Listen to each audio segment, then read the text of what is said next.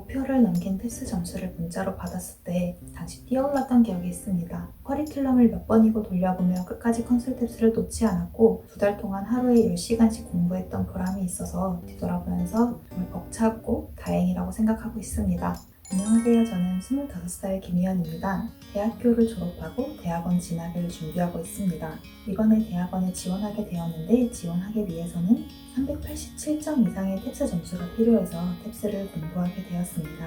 컨셉 탭스 수강 이전까지는 영어 시험을 위해서 별도로 공부를 해왔던 경험은 없고 일상적인 영어 회화 형상을 위해서 전화 영어나 어학원에 다녔던 기억이 있습니다. 고등학생 때부터 계속 영어 회화 학원을 다녔고 여건이 안 될 때에는 전화 영어를 수강했었습니다.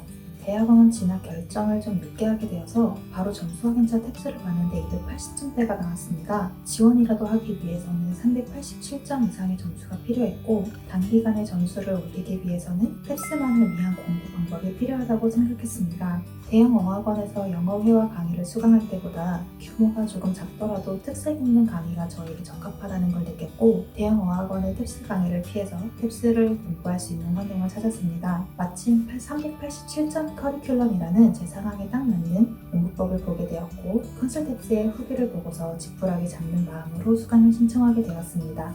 문제를 많이 푸는 것에서 문제를 이해하고 정확히 푸는 연습을 하게 되었습니다. 처음 컨설탭스의 진단고사를 보았을 때 가장 당황했던 점은 보기의 내용이 맞는 말임에도 정답이 아니었다는 것이었습니다. 아무리 문제를 많이 풀고 지문을 해석해도 선택한 답이 틀렸다는 것에 크게 절망했고 이런 유형의 문제를 풀기 위해서는 탭스가 요구하는 바를 정확히 알아야 한다고 생각했습니다. 또한 2달이라는 기간 안에 점수를 만들어야 하는 상황이었기 때문에 문제를 많이 푸는 것보다 탭스를 정확히 이해하는 것이 우선이라고 생각했습니다. 처음에는 시간이 많이 걸리더라도 컨설탭스의 공부법대로 한 문장씩 파악해가면서 문제를 이해하면서 풀게 되었습니다.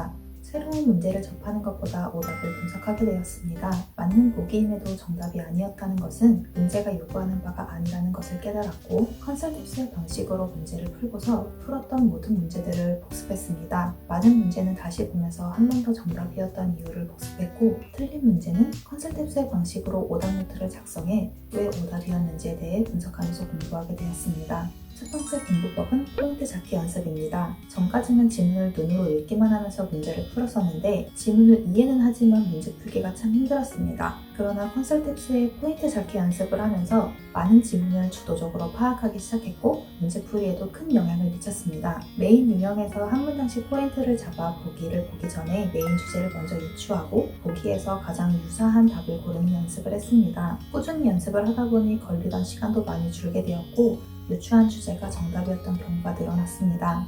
포인트를 잡는 공부법이 정말 큰 효과를 낳았습니다. 메인 유형에서는 앞서 설명드린 대로 공부를 하면서 쟁점 파악을 효율적으로 할 수 있게 되었습니다. 코렉트 유형에서도 역시 포인트 잡기 연습을 통해서 지문과 보기를 왔다 갔다 하는 풀이법에서 벗어날 수 있었습니다. 별개로 저는 파트 2, 3 이 네 문제에 취약했습니다. 메인 유형의 경우에는 한 문장의 포인트를 잘 잡지 못하더라도 다른 포인트들을 잡으면서 전체적인 쟁점 파악이 가능했습니다. 그러나 이 두 파트의 경우에는 모든 문장의 포인트를 파악해야 하다 보니 모르는 연결어나 단어가 나오면 더 힘들었던 것 같습니다. 그러나 컨설탭스에서는 단어를 해석하는 것이 아니라 문맥을 파악하는 연습을 하게 했고 문제를 해석시킴으로써 포인트를 잡을 수 있게 하셨습니다. 컨설탭스에서 제공한 연결어 리스트와 함께 공부하며 처음에 4문제에서 한 문제도 맞추기 어려웠지만 갈수록 정답률이 높아지는 효과를 볼 수 있었습니다.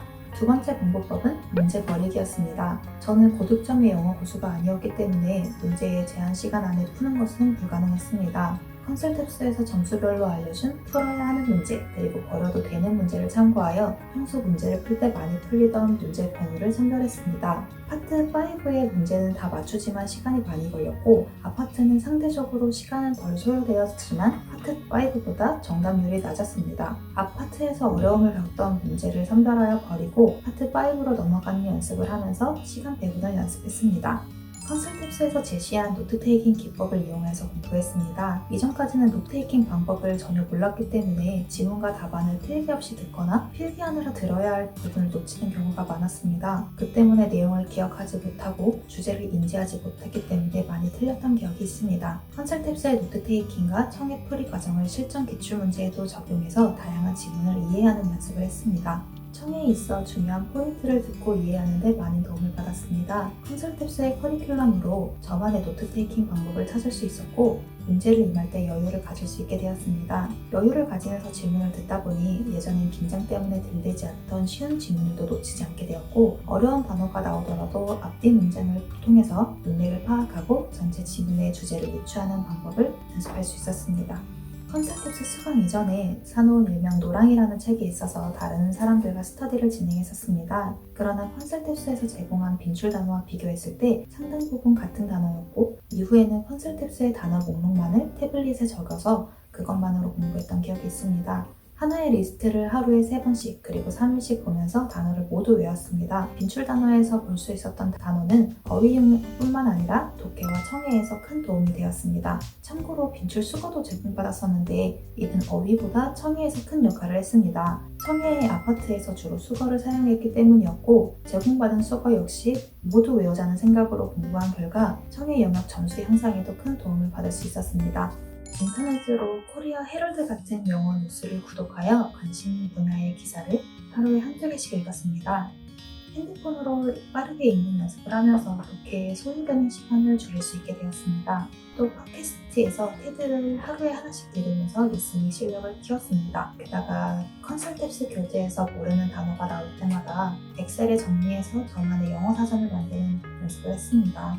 꼭 탭스를 위한 공부가 아니더라도 계속적으로 영어를 눈과 귀에 익히는 방법이 영어와 친숙하게 하여 탭스 성적 향상에 도움이 된다고 생각했습니다.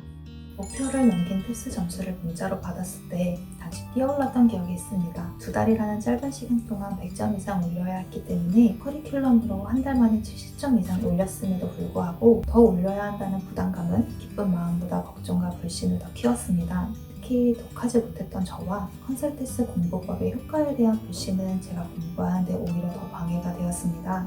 대학원에 지원하기 위해서 직장을 그만둔 상태였기 때문에 지원도 못할까봐 가끔 울기도 했던 것 같습니다. 그래도 커리큘럼을 몇 번이고 돌려보며 끝까지 컨설탭스를 놓지 않았고 2달 동안 하루에 10시간씩 공부했던 보람이 있어서 뒤돌아보면서 정말 벅찼고 다행이라고 생각하고 있습니다. 저는 힘내자라는 말보다 버티자라는 말을 더 좋아합니다.